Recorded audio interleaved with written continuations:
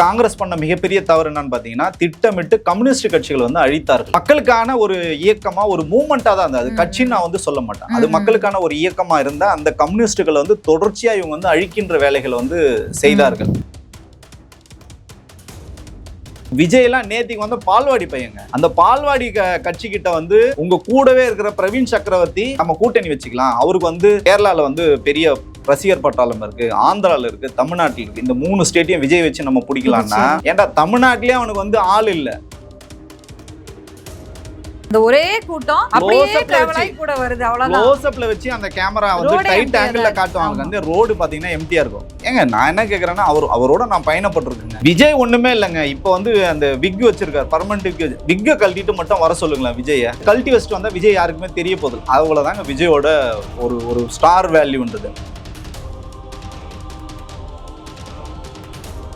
பிரவீன் சக்கரவர்த்தி அவர் பாத்தீங்கன்னா தாவேகாக்கு எப்ப வேணாலும் ஓடி போறதுக்கு தயாரா இருக்க ஒரு நபர். அதுக்கு அடுத்தது பாத்தீங்கன்னா மாணிக் தாக்கூர்.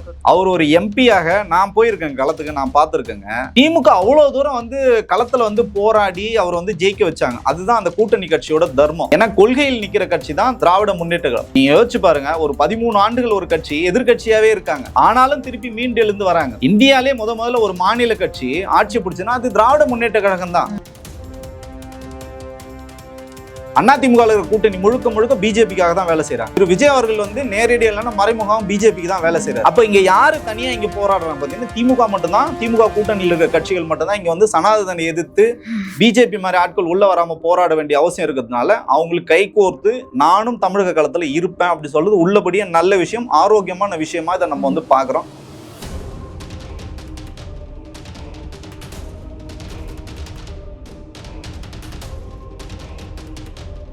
அரசியல் அன்கட் நேயர்களுக்கு வணக்கம். நிகழ்ச்சியில் சிறப்பு விருந்தினராக அரசியல் விமர்சகர் திரு மணிகண்டன் வீராசாமி இணைந்திருக்கிறார். பேசலாம். வணக்கம் சார். வணக்கம். பாரத் ஜோடோ யாத்திராலாம் ராகுல் காந்தி அவர்கள் போனதை பார்த்து நான்லாம் அப்படியே கொந்தளிச்சு காங்கிரஸ்ன்னு அவ்வளோ அது சப்போர்ட் பண்ணிருப்பேன் சோசியல் மீடியால. நான் அந்த யாத்திரையில கலந்துக்கிட்டேன். இல்ல அப்படியா? இல்ல தமிழ்நாட்டுல பல யங்ஸ்டர்ஸ் வந்து அப்போ ராகுல் காந்தி மீதான அந்த ஒரு பார்வை வந்துச்சு. அதுக்கு பிறகு நாடாளுமன்றத்துல காங்கிரஸின் வீழ்ச்சி அப்படின்னு ஒரு பிரபலமான பல்கலைக்கழகம் வந்து ரிசர்ச் பண்ண போறாங்கன்னு மோடி அவர்கள் பேசினப்போ காங்கிரஸ் ப்ரொடெஸ்ட் பண்ணுச்சோ இல்லையோ சமூக வலைதளங்கள்ல தமிழ்நாட்டை சேர்ந்த பல இளைஞர்கள் வந்து பேசணும். பட் வந்து இன்னைக்கு வந்து காங்கிரஸ் எங்க போய்கிட்டு இருக்குன்னே தெரியல. கேரளாக்கு வராரு, புதுச்சேரியில எலெக்ஷன் நெருக்கத்துல இருக்கு, தமிழ்நாட்டுல இவ்வளோ இஷ்யூ போயிட்டு இருக்கு, எட்டி கூட பார்க்கல. என்ன ஐடியால இருக்காரு ராகுல் காந்தி? அது பார்த்தீங்கன்னா அரசியல் களம்ன்றது பார்த்தீங்கன்னா நம்ம யாரு, நம்மளோட கொள்கைகள்னு மக்களுக்காக நம்ம என்ன சேவை செய்ய போறோன்றது தான் இங்க வந்து முதன்மையா இருக்கணும். வெற்றி தோல்விகள் வந்து எல்லா அரசியல் கட்சிகளுக்கும் உண்டு. 1980 ஆரம்பிக்கப்பட்ட பாஜக இப்ப இவ்வளோ குறுகிய காலத்துல எவ்வளவு பெரிய அசுர வளர்ச்சி, அவங்களுடைய தீர்க்கமான செயல்பாடுகளை நம்மளே அப்ரிஷியேட் பண்ணணும். அசுர வளர்ச்சி அடைஞ்சிருக்காங்க. நீங்க 100 ஆண்டுக்கு மேல இருக்கீங்க, சுதந்திரத்துல வந்து பார்ட்டிசிபேட் பண்ண கட்சி. 50 ஆண்டுகள் யாருமே உங்களுக்கு வந்து நெருங்கவே முடியாத அளவுக்கு நீங்க வந்து மத்தியில வந்து ஆட்சி பண்ணிருக்கீங்க. அப்போ நீங்க எவ்வளவு தூரம் வந்து வீரியமா இருக்கணும். நீங்க காங்கிரஸ் பண்ண மிகப்பெரிய தவறு என்னன்னு பாத்தீங்கன்னா, திட்டமிட்டு கம்யூனிஸ்ட் கட்சிகள் வந்து அழித்தார்கள். அவங்க வந்து வீரியமா அன்னைக்கு பாத்தீங்கன்னா மக்களுக்கு எதிரான திட்டங்கள் வரும்போது அந்த கொள்கைகள்ல வந்து அவங்க வந்து என்னைக்குமே வந்து ஒரு ஸ்ட்ராங்கா நின்று மக்களுக்கான ஒரு இயக்கமா, ஒரு மூவ்மெண்டா தான் இருந்தது. அது கட்சின்னு நான் வந்து சொல்ல மாட்டேன். அது மக்களுக்கான ஒரு இயக்கமா இருந்தா அந்த கம்யூனிஸ்டுகளை வந்து தொடர்ச்சியா இவங்க வந்து அழிக்கின்ற வேலைகளை வந்து செய்தார்கள். அதனோட நீட்சியாக இன்னைக்கு பாத்தீங்கன்னா இப்ப பாராளுமன்றத்திலே ஏதாவது ஒரு சிக்கல்னு பாத்தீங்கன்னா யார் இன்னைக்கு வீரியமா பேசுறாங்கன்னா திமுக எம்பிகள் தான் பேசுறாங்க. அண்ணன் திருமா அவர்கள் பேசுறாங்க. அந்த மாதிரி ஆட்கள் தான் பேசுறாங்க. இங்க இருந்து போன ரெப்ரசன்டேஷன் ரொம்ப குறைஞ்சு போச்சு. இங்க இருந்து போன 2 உங்களுக்கு வந்து லெஃப்ட்லேயே பார்த்தீங்கன்னா இந்திய கம்யூனிஸ்ட், மார்க்சிஸ்ட் கம்யூனிஸ்ட் இவங்க தான் அதிகமாக பேசுகிறாங்க. காங்கிரஸோட வீரியம் வந்து குறைஞ்சு போச்சு. தொடர்ச்சியாக நம்ம வந்து பார்த்துருப்போம், நாடாளுமன்றத்தை முற்றுகையிடுவாங்க. அந்த மாதிரிலாம் வந்து இருந்தாங்க. திரு வைகோ அவர்கள் பார்த்தீங்கன்னா ராஜீவ் காந்தியை வந்து நோக்கிலாம் வந்து அவ்வளோ கேள்விகள்லாம் எழுப்பின அந்த மாதிரி வீரியமான தலைவர்கள், முரசொலி மாறன் உள்ளிட்ட அவ்வளோ பேர் வந்து இப்போ டிஆர் பாலு இருக்காரு. இந்த மாதிரி தலைவர்கள்லாம் இருக்கும்போது இருந்த காங்கிரஸ் இன்னைக்கு இருக்கான்னு பார்த்தீங்கன்னா இல்லை.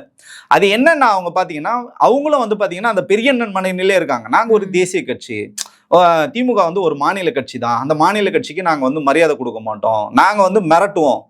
விஜய்லாம் நேத்திக்கு வந்து பால்வாடி பையங்க. அந்த பால்வாடி கட்சிக்கிட்ட வந்து உங்க கூடவே இருக்கிற பிரவீன் சக்கரவர்த்தி போய் வந்து உங்களுக்கு வந்து நம்ம கூட்டணி வச்சுக்கலாம், அவருக்கு வந்து கேரளால வந்து பெரிய ரசிகர் பட்டாளம் இருக்கு, ஆந்திரால இருக்கு, தமிழ்நாட்டில் இருக்கு, இந்த 3 ஸ்டேட்டையும் விஜய் வச்சு நம்ம பிடிக்கலாம்னா எவ்வளோ வந்து முதிர்ச்சி அடைந்த ஒரு அரசியல்வாதி ராகுல் காந்தி இதை கொஞ்சமாவது சீர்தூக்கி பார்க்கணும். ஏன்டா தமிழ்நாட்டிலேயே அவனுக்கு வந்து ஆள் இல்லை, செட்டப் தான் எல்லாமே. பார்த்தீங்கன்னா நான் பில்டப் பண்ணணும், பீலா விடுறணும், எல்லாரும் என்ன திரும்பி பார்க்கணும் தான் விஜயோட கோட்பாடு. விஜயோட இருந்ததுனால நான் சொல்றேன், எங்கேயுமே அவருக்கு வந்து கூட்டம் வந்து சேர்றதே இல்லைங்க. நான் என்ன கேட்கறேன்னா, வேட்புமனு தாக்கல் பண்ணும்போது அப்பட்டமா வெளிப்பட்டுருச்சு. ஏன்னா அந்த கூட்டம் தான், அந்த ஒரே கூட்டம் கூட வருது. க்ளோஸ்அப்ல வச்சு அந்த கேமரா வந்து டைட் ஆங்கிள் காட்டுவாங்க. வந்து ரோடு பாத்தீங்கன்னா எம்டியா இருக்கும். ஏங்க நான் என்ன கேக்குறேன்னா, அவரோட நான் பயணப்பட்டிருக்கேங்க. விஜய் ஒண்ணுமே இல்லைங்க. இப்ப வந்து அந்த விக் வச்சிருக்காரு, பர்மனன்ட் விக்க கழட்டிட்டு மட்டும் வர சொல்லுங்களேன் விஜய, வர சொல்லுங்களேன். நான் வேணா ஓப்பன் சேலஞ்ச் பண்றேன். விக் வந்து அதனாலதான் பாத்தீங்கன்னா அவர் வந்து பர்மனன்ட் விக் வச்சிட்டாரு. அதை கூட பாத்தீங்கன்னா தோனி தான் வந்து ரெக்கமெண்ட் பண்ணாரு, அவரு அந்த இடத்துல போங்க நல்லா இருக்கும்னு சொல்லி. ஸோ அந்த மாதிரி அதை கழட்டி வச்சுட்டு வந்தா விஜய் யாருக்குமே தெரிய போகுது. அவ்வளவுதாங்க விஜயோட ஒரு ஸ்டார் வேல்யூன்றது. அவரை போய் நீங்க வந்து அரசியல் களத்துல அவர் பெரிய ஆள் நினைச்சுன்னு, திமுக எவ்வளவு பெரிய பாரம்பரியமான ஒரு இயக்கம், வெற்றி தோல்வியை தாண்டி மக்களுக்காக வேலை செய்கின்ற களத்துல ஒரு இயக்கம். அந்த இயக்கத்தை நீங்க வந்து அண்டர் எஸ்டிமேட் பண்ணது. இங்க எங்க சிக்கல் வருதுன்னு பாத்தீங்கன்னா, பிரவீன் சக்கரவர்த்தி அவர் பாத்தீங்கன்னா தாவேகாக்கு எப்ப வேணாலும் ஓடி போறதுக்கு தயாரா இருக்க ஒரு நபர். அதுக்கு அடுத்தது பாத்தீங்கன்னா மாணிக் தாக்கூர், அவர் ஒரு எம்பியாக நான் போயிருக்கேன் களத்துக்கு, நான் பார்த்துருக்கேங்க. திமுக அவ்வளவு தூரம் வந்து களத்துல வந்து போராடி அவர் வந்து ஜெயிக்க வச்சாங்க. அதுதான் அந்த கூட்டணி கட்சியோட தர்மம், அதை வந்து ஜெயிக்க வச்சாங்க. இன்னைக்கு அந்த கட்சிக்கு எதிராக நீங்க பல்வேறு விமர்சனங்கள் வந்து பேசுறீங்க, அது உங்களோட வாழ்வாதாரம் நீங்க பேசுறீங்க, அது சிக்கல் இல்ல. தேர்தல் பொறுப்பாளர் இருந்து நீங்க விலகுறீங்கல்ல, அப்போ உங்களோட நோக்கம் என்ன? திமுக ஜெயிக்க கூடாதுன்றதுதான், காங்கிரஸ் ஜெயிக்க கூடாதுதான் உங்க நோக்கம் இல்ல. நான் என்ன சொல்றேன்னா, திமுக கூட்டணியில ஜெயிச்ச எம்பி பதவியை ரிசைன் பண்ணுங்க சார். நீங்க எம்பி பதவி கூட தூக்கி போங்க. சொல்றது ரொம்ப இலகுங்க. நீங்க தூக்கி போடுங்க சார். தூக்கி போட்டீங்கன்னா நீங்க எங்க இருக்கீங்க? நான் என்ன சொல்றேன்னா, எம்பி பதவி எல்லாம் வேணாங்க.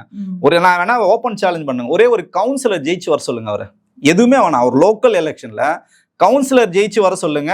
நான் வந்து அவருக்கு வந்து பர்சனல் பிஏவா நான் போறேங்க. இந்த அரசியல் பேசலாம் விட்டுறேன். நான் மாணிக் தாகூருக்கு நான் வந்து பிஏ போறேன். இது மாதிரி எந்த விதமான அரசியலும் செய்யாம இருக்குது. பாத்தீங்கன்னா தமிழக மக்களுக்கு செய்கின்ற காங்கிரஸ் மிகப்பெரிய ஒரு துரோகம். காங்கிரஸ்க்கு நீங்க ஒரு மிகப்பெரிய ஒரு பேஸ் இருந்தது ஒரு காலத்துல. இன்னைக்கு ஏன் நீங்க படிப்படியா இழந்துகிட்டே வந்தீங்கன்னா, கோஷ்டிகள் மட்டும்தான் இருக்கும், தலைவர்கள் மட்டும்தான் காங்கிரஸ்ல இருப்பாங்க, தொண்டர்களே வந்து கிடையாது. இன்னைக்கு அது உயிர்ப்போட இருக்குன்னா, இந்த இந்தியா கூட்டணியை வந்து கட்டமைச்சதுல திருமாவளவன் அவர்களுக்கும் திரு ஸ்டாலின் அவர்களுக்கும் முக்கியமான பங்கு உண்டு. சோ அதை இவங்க எடுத்துட்டு போனாங்கன்னா இங்க ஜெயிக்கலாம். அதை தாண்டி இவர் வந்து எலெக்ஷனுக்கே இன்னைக்கு வரைக்கும் ஆர்வம் காட்டாம இருக்குது. உள்ளபடியே நமக்கு அதை அதிர்ச்சி அளிக்குது. நீங்க வந்தாலும் வரலாம், திமுக வந்து இங்க வந்து ஸ்ட்ராங்கா உங்களையும் சேர்த்துதான் ஜெயிக்க வைக்க போறாங்க. ஆனா உங்களோட பங்களிப்பு என்னன்னு தான் நம்ம வந்து கேட்கிறோம். இல்ல என்ன காரணமா இருக்கும்னு நினைக்கிறீங்க? அவருக்கு வந்து இங்க தொகுதி பங்கீடுல வந்து கேட்ட தொகுதிகள் கொடுக்கல, ஆட்சியில் அதிகாரத்துல பங்கு கேட்டாங்க, அது கொடுக்கலங்கிற அதிருப்தியா, இல்ல நீங்க சொல்ற மாதிரி இந்த கூட்டணியே ராகுல் காந்தி விரும்பலையா? இல்ல அப்படி கிடையாது. அதாவது பாத்தீங்கன்னா, ஆட்சி அதிகாரத்துல பங்குன்றது திமுகவோட நிலைப்பாடு கிடையாது. அவங்க வந்து பாத்தீங்கன்னா திமுகவோட பைலாவை நீங்க எடுத்து பார்க்கணும். அதாவது பாத்தீங்கன்னா அவங்க வந்து ஆரம்பத்திலே வந்து சொல்றாங்க, மத்தியில் கூட்டாட்சி, மாநிலத்தில் சுயாட்சி. இதுதான் வந்து திமுகவோட தாரக மந்திரம். இதை வந்து எந்த காலத்திலயும் வந்து மாற்ற முடியாது. இன்னைக்கு ஸ்டாலின் இருக்காரு, நாளைக்கு யாரு தலைவரா வந்தாலும் இதுதான் அடிப்படை. ஏன்னா கொள்கையில் நிக்கிற கட்சி தான் திராவிட முன்னேற்ற கழகம். நீ யோசிச்சு பாருங்க, ஒரு 13 ஆண்டுகள் ஒரு கட்சி எதிர்கட்சியாவே இருக்காங்க, ஆனாலும் திருப்பி மீண்டு எழுந்து வராங்க. இந்தியாலே முதல்ல ஒரு மாநில கட்சி ஆட்சி பிடிச்சுன்னா அது திராவிட முன்னேற்ற கழகம் தான். தொடர்ச்சியாக 75 ஆண்டுகளாக இயங்குகின்ற ஒரே கட்சி பாத்தீங்கன்னா திராவிட முன்னேற்ற கழகம் தான். இவ்வளோ வந்து கொள்கைகள் இருக்குன்னா அவங்க மக்களுக்காக நிக்கிறாங்க, ஃப்ரண்ட் போர்ஸா நிக்கிறதுனால தான் இது. இதை காங்கிரஸ் வந்து புரிஞ்சுக்கணும். காங்கிரஸ் ஒரு காலத்துல ஆட்சி பண்ணாங்க, இல்லைன்னு சொல்ல. நீங்க மீண்டு எழுந்து வரணும்னா சின்ன சின்ன கட்சிகளோட நீங்க அட்ஜஸ்ட் பண்ணி போனோம். இந்த மாதிரி மாநில கட்சிகள் நீங்க வந்து முன்னுரிமை கொடுத்தா மட்டும்தான் இது சாத்தியம். இருந்தாங்க ராகுல் காந்தி வந்து எம்பி எலெக்ஷன் அதுல வந்து இல்ல, அதுல அவ்வளவுதான் போனாரு. பர்த்டே விஷல கூட அங்க ஒரு அண்ணங்கிற ஒரு வார்த்தை இல்ல. அதுதான் இல்ல, அது ஏதோ ஒரு சின்ன ஒரு ராகுல் காந்தி நினைச்சிருந்தா கண்டிப்பா இவ்ளோ பிரச்சனை ஆனதுக்கு அப்புறம், தொகுதி பங்கீடு முடிஞ்சதுக்கு அப்புறம் கூட வந்து ஒரு ஸ்டாலின் அவர்கள் ஒரு மீட் பண்ணிட்டு போயிருந்தாவே எல்லாத்துக்குமே முற்றுப்புள்ளி வந்திருக்குமே. அதை அவர் நினைக்கலையே. அது இல்ல, அதுதான் ஏதோ ஒரு சுணக்கம் இருக்கு. அதுக்காக வந்து முற்றிலும் அவங்க வந்து திமுக வந்து புறந்தள்ளிட்டாங்க, திமுக கூட்டணியில வந்து பிளவு அப்படிலாம் வந்து கிடையாது. ஆனா நிச்சயமாக ஏதோ ஒரு பிளவு, ஒரு சுணக்கம் வந்து இருக்கு. அது கூடிய விரைவில் சரியாகும் அப்படின்னு தான் நம்ம நம்புறோம். ஓகே, பாஜகவும் சரி, இரு தேசிய கட்சிகள் பாஜகவும் காங்கிரஸும் இப்ப வரைக்கும் வேட்பாளர் பட்டியல வெளியிடல. பாஜக கூட இன்னைக்கு ஈவினிங் வருதுன்னு நினைக்கிறேன். ஏன்னா பியூஷ் கோயல் அவர்கள் வராரு. காங்கிரஸ் வந்து ஒரு எனக்கு தெரிஞ்ச 2-3 நாளா சொல்லிக்கிட்டே இருக்காங்க. பட் இன்னைக்கும் வருமான்னு தெரியல. ஏன் இந்த வேட்பாளர் அறிவிப்புல ஏன் இவ்வளோ? இப்ப நம்ம காங்கிரஸை பத்தி பேசின அதே நேரத்துல வந்து பாஜக வந்து பேச வேண்டிய அவசியம் இருக்கு. திரு எல் முருகன் இருந்தப்போ ஒன்னும் பெருசா வளர்ச்சி இல்ல. தமிழிசை அவர்கள் இருந்தப்போ பாஜக பெருசா வளர்ச்சி இல்ல. அசுர வளர்ச்சி எப்ப வருதுன்னு ஊடகங்கள்ல காட்டுறாங்க. ஆனா வந்து களத்துல அப்படி கிடையாது. திரு அண்ணாமலை வந்தப்போ பாத்தீங்கன்னா அசுரமான வளர்ச்சி இருந்ததுன்னு சொல்லிட்டு ஊடகங்களை முழுக்க வந்து காட்டினாங்க. ஓரளவுக்கு இருந்தது. ஆனா அவர் இளைஞர்களோட நிறைய வந்து பேசினாரு, அதெல்லாம் வந்து பண்ணாரு. என்னைக்கு அவரோட வீழ்ச்சி ஆரம்பிச்சதுன்னா அறிவாலய செங்கல் வந்து ஒரு செங்கல்லா நான் உருவன்னு சொன்னாரு பாத்தீங்களா, அப்பயே வந்து அவருக்கு வந்து அடிப்படையில வந்து ஆட்டம் காண ஆரம்பிச்சிச்சு. அதுக்கப்புறம் திருப்பி எடுத்து போய் ஒரு பெரிய ட்ரங்க் பொட்டி முழுக்க வந்து திமுகவோட ஃபைல்ஸ்ன்னு சொல்லிட்டு எடுத்து போய் ஆளுநர் கிட்ட கொடுத்தாரு. ஸோ அதுக்கப்புறம் என்ன ஆயிடுச்சுன்னா அவரோட அரசியல் வாழ்க்கை வந்து அப்படியே அஸ்தமனம் ஆயிடுச்சு. அவர் வந்து அப்படியே போயிட்டார். இப்ப வேட்பாளராக கூட அவர் வந்து தேர்வு பண்ணல. காங்கிரஸ்ல இருந்த விட 100 மடங்கு கோஷ்டி பிரச்சனை வந்து பாத்தீங்கன்னா பாஜக இருக்குது. ஏன்னா அதுக்கு உதாரணம் பாத்தீங்கன்னா இப்ப இன்னைக்கு வர வேண்டிய பிரதமர் வந்து அவரோட பயணத்தையே வந்து ரத்து பண்ணிருக்காரு. பியூஷ் கோயல் வந்து அனுப்புறாரு. எங்க வந்து ஒரு தலைவருக்குள்ளேயே பிரச்சனை. இப்ப வானதி சீனிவாசன் அவர்களுக்கும் அண்ணாமலைக்கும் பிரச்சனை, அண்ணாமலைக்கும் இவரு நயனார் நாகேந்திரனுக்கும் பிரச்சனை. கடந்த பாராளுமன்ற எலெக்ஷன்ல 4 கோடி ரூபாய் லிக்விட் கேஷ் போறதுன்றதை போட்டு கொடுத்தது அண்ணாமலை தான். சோ அந்த வழக்கு இன்னைக்கு வரைக்கும் நிலுவையில் இருக்கு. சோ இப்படி வந்து ஒருத்தர் வந்து இவங்க மல்லு கட்டி இவங்க சண்டை போறதுக்குள்ளே பாத்தீங்கன்னா எலெக்ஷனே வந்து முடிஞ்சிடும். அவங்களும் இதே மாதிரி எலெக்ஷன் யாரு வேட்பாளர்னு அறிவிக்க முடியாத ஒரு இக்கட்டான ஒரு சூழல் தாங்க. நான் என்ன சொல்றேன்னா இந்த இரு தேசிய கட்சியுமே தமிழ்நாட்டுக்கு தலைவலி தான் சொல்றேன். நான் இன்க்ளூடிங் காங்கிரஸும் சேர்த்து சொல்றேன், பாஜகவும் சொல்றேன். அது என்னதான் நீங்க களத்துல போட்டினாலும் இங்க பார்த்து மக்களை வந்து நல்வழிப்படுத்துறது சொல்லி மக்களுக்கு நல்லது செய்யணும். திமுக அண்ணா திமுக மட்டும்தான் இங்க வந்து களத்துல நிக்கிறதா நம்ம வந்து பார்க்கலாம். இப்பயாவது இந்த 2 தேசிய கட்சிகள் வந்து இது நடக்கிறது வந்து நாடாளுமன்ற தேர்தல் இல்ல, சட்டமன்ற தேர்தல் கொஞ்சமாவது புரிஞ்சுக்கிட்டு இந்த கட்சிகளுக்கு ரொம்ப அழுத்தம் கொடுக்காம ஸ்மூத்தா களத்துல வேலை செஞ்சாங்கன்னா இந்த இருவரும் திராவிட கட்சிகளுக்கு வெற்றி வாய்ப்புகள் வந்து இருக்கிறதா நம்ம பார்க்கலாம். திமுக கூட்டணியில இன்னொரு பிரச்சனை என்னன்னா விசிகா தொடர்ச்சியா வீடியோக்கள் போடுறது வழக்கம் தான். திருமாவளவன் அவர்கள் தொடர்ச்சியா காணொலிகளை வெளியிடுறாரு. மன வருத்தத்துல இருக்கேன், இதுதான் கடைசி தேர்தல், இந்த தேர்தலில் தான் வேட்பாளர்களை நான் முடிவு பண்றேன், அடுத்த தேர்தல இருந்து மாவட்ட செயலாளர்களை வேட்பாளரை முடிவு பண்ணலாம், நான் ஆளூர் சானவாசுக்கு சீட்டு கொடுக்காததுக்கு இதுதான் காரணம் அப்படின்னு சொல்லி தொடர்ச்சியான வீடியோக்களை பதிவு பண்றாரு. அதை தாண்டி அங்க எம்பியா இருக்காரு, சட்டமன்ற தேர்தலில் போட்டியிடுறாரு, தன்னுடைய அக்கா மகளுக்கு சீட்டு கொடுத்திருக்காரு. அவர் மீதும் பல்வேறு விமர்சனங்கள், பல்வேறு கேள்விகள் இருக்கு. ஆளூர் ஷானவாஸ் மனவர்த்தத்தில் இருப்பதா சொல்லப்படுது. அவங்களுக்கு 3 பேருக்கும் சீட்டு கொடுக்காததுக்கு அவங்க திமுக அடிமை ஆயிட்டாங்க அப்படின்லாம் விஷயங்கள் இருக்கு. என்ன இப்போ திரு அண்ணன் திருமாவர்களோட எனக்கு நெடிய தொடர்பு உண்டு. ஏன்னா நாங்கள் போராட்ட காலத்தில் இருந்தனால எந்த போராட்டமாக இருக்கட்டும் நாங்கள் வந்து எல்லாரையும் கூப்பிடும்போது எங்களுக்கு ஃபர்ஸ்ட் யார் ரெஸ்பான்ஸ் பண்ணுவாங்கன்னு பார்த்தீங்கன்னா அண்ணன் திருமாவளவன். ஜல்லிக்கட்டாக இருக்கட்டும், காவிரி பிரச்சனை இருக்கட்டும், நதிநீர் பிரச்சனையாக இருக்கட்டும், விவசாயிகள் பிரச்சனையாக இருக்கட்டும், நீட்டு பிரச்சனையாக இருக்கட்டும், இப்படி பல்வேறு போராட்டங்களை வந்து நாங்கள் ஏன்னா 2 திராவிட கட்சிகள் இருக்கும்போது அப்போ நம்ம வந்து யாரை வந்து நம்ம கூப்பிடுவோம்னா இடதுசாரிகளும் வந்து இந்த மாதிரி வந்து அண்ணன் திருமா மாதிரி ஆட்கள் தான் வந்து கூப்பிடுவோம், அமைப்புகளை வந்து நம்ம கூப்பிடுவோம். அப்போ நிறைய இடங்களுக்கு வந்து எங்களுக்கு தலைமை தாங்கி வந்து நடத்தியிருக்காரு. என்ன தேதின்னு மட்டும் நம்ம சொன்னா போதும் முதல்ல வந்து நின்று. அதே மாதிரி நாடாளுமன்றத்துல தமிழகத்தின் நலன் சார்ந்து பிரச்சனைகள் எவ்வளோ நாங்கள் வந்து ஒரே ஒரு வாட்ஸ்அப் செய்தி அமிச்சாலே போதும் அதை வந்து நாடாளுமன்றத்தில் பேசக்கூடிய அளவுக்கு ஒரு புரிதல் உள்ள ஒரு மிகப்பெரிய ஒரு ஆளுமை. அவர் வந்து தொடர்ச்சியாக நான் பார்த்துட்டு இருக்கேன். அவர் வந்து தலித் பேந்தர் ஆரம்பித்த காலத்துலேருந்தே அவர் வந்து நமக்கு வந்து தொடர்ச்சியாக உற்று நோக்கி பார்த்துட்டு இருக்கோம். ஏன்னா நானும் ஒரு பொலிட்டிக்கல் சயின்ஸ் படித்ததுனால ஸோ அவர் வந்து தொடர்ச்சியாக அவர் வந்து ஃபாலோ பண்ணோம். களத்தில் உறுதியான ஒரு தலைவர், தொண்டர்களோட வந்து இருக்கக்கூடிய ஒரு தலைவர். அவர் வந்து தொடர்ச்சியா நான் அவர் அலுவலகம் வந்து போய் பார்ப்பேன். அவர் தூங்கிட்டு இருப்பாரு, அவரை சுத்தி ஒரு 30 பேர் தூங்கிட்டு இருப்பாங்க, அது நடுப்புற ஒரு 10 தூங்கிட்டு இருப்பாரு. நாங்க போவோம், தொடர் ஒரு 5 நிமிஷம் வெயிட் பண்ணுங்கன்னு சொல்லிட்டு முகத்தை கழுவிட்டு அப்படியே சட்டையை மாட்டிக்கிட்டு அப்படியே வர வழியிலே கார்லேயே உட்காந்து சாப்பிடுவார். நான் கேட்பேன், அண்ணா ஏன்னா அது அங்கேயே சாப்பிட்டுருக்கலாம் இல்லைண்ணா, என்னை சுற்றி 50 பேர் உட்காந்துட்டு இருக்காங்க, நான் எப்படி அங்கே உட்காந்து சாப்பிட முடியும் அப்படின்னு. ஸோ அந்த மாதிரி ஒரு எப்படி சொல்றேன்னா தொண்டர்களோடவே மக்களோட இருக்கின்ற ஒரு தலைவர். என்ன பிரச்சனாலும் சரி ராத்திரி முழுக்க போவார். போலீஸ் ஸ்டேஷன் பஞ்சாயத்து, வெட்டு குத்து, அடித்தடி, இந்த சூனாம்பேடு கலவரம்லாம் நாங்கள் வந்து நேரில் பார்த்துருக்கோம். நைட்டு 2 மணிக்கு 3 மணிக்கெலாம் போலீஸ் ஸ்டேஷனாக போய் இவரே வந்து ஃபோன் பண்ணுவார். எந்த இன்ஸ்பெக்டர் ஃபோன் பண்ணி நான் திருமாவளவன் பேசுகிறேன், அது என்னன்னு பாருங்க, உடனே அது சரி பண்ணுங்க அப்படின்னு 24 மணி நேரம் ஆக்சஸ் பண்ணக்கூடிய ஒரு தலைவர். சிக்கல் எங்க வருதுன்னா எல்லாருமே அவர் வந்து ரொம்ப நெருக்கமா இணக்கமா இருப்பாங்க. இப்ப மித்த பிற கட்சிகள்ல தலைவருக்குன்னு ஒரு ஸ்ட்ரக்சர் இருக்கும்ல, அந்த மாதிரி எந்த ஸ்ட்ரக்சரும் இல்ல. ஆமா, அந்த மாதிரி எந்த ஸ்ட்ரக்சருமே இல்ல. அவர் சொல்லுவாரு, எனக்கு ரொம்ப வினோதமா இருக்கும், டேய் ட்ரெஸ் மாத்த போறேன்டா, கொஞ்சம் தயவு செஞ்சு அப்படி திரும்புங்கடா அப்படின்வாரு. அந்த அளவுக்கு அவங்களோட தான் வந்து இருக்கிற ஒரு மனிதர். இப்ப நீங்க சொல்ற அந்த சகோதரி அவங்க அக்கா மகளுக்கு சீட்டு கொடுத்தது, நான் அவங்க வீட்டுக்கு வந்து போயிருக்கேன். அப்ப பல்வேறு போராட்டங்கள் அந்த மாதிரிலாம் வந்து நடக்கும். சாப்பாடு வந்து சமைப்பாங்க. எத்தனை பேர் வருவாங்க கேட்பாங்க. அவர் சொல்லுவாரு ஒரு 20 பேர் வராங்க. அந்த 20 பேருக்கு சமைச்சிட்டு இருப்பாங்க. திடீர்னு பாத்தீங்கன்னா யாரோ ஒருத்தவங்க அவர் பார்க்கறதுக்கு ஒரு 50 பேர் வருவாங்க. 20 திடீர்னு வந்து 70 மாறும், 70 அப்படியே 100 மாறும். சமைச்சுக்கிட்டே இருப்பாங்க.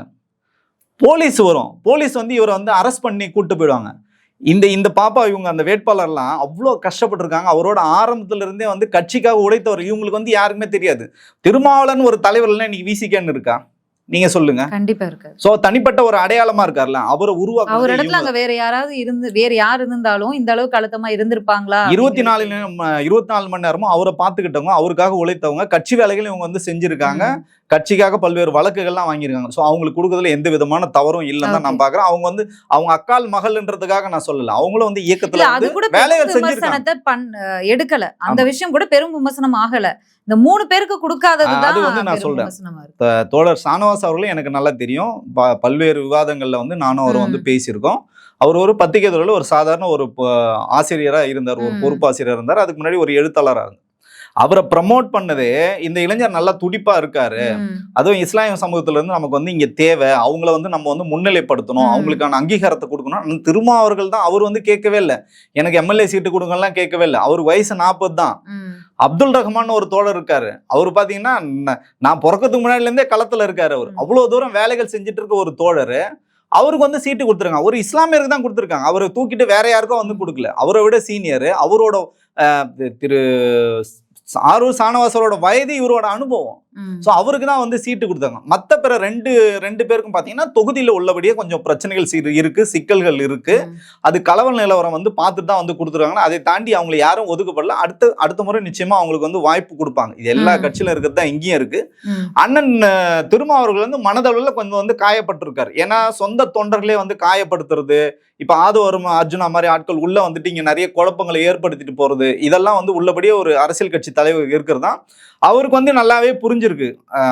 சட்டமன்றத்துக்கு வரதுக்கு என்ன காரணம்? விஜய் அவர்களுடைய வருகை தான் காரணம்? இல்ல அது நிச்சயமா வந்து கிடையாது. அதுவும் ஒரு காரணம். அது என்னன்னு சொல்றேன். இப்ப RSS ஓட நேரடியா யாரு சனாதனத்தை எதிர்த்து இன்னைக்கு அதிகமா யாரு பேசுறாங்கன்னு பாத்தீங்கன்னா அண்ணன் திருமாவர்கள் தான் தொடர்ச்சியா வந்து பேசிட்டு இருக்காரு.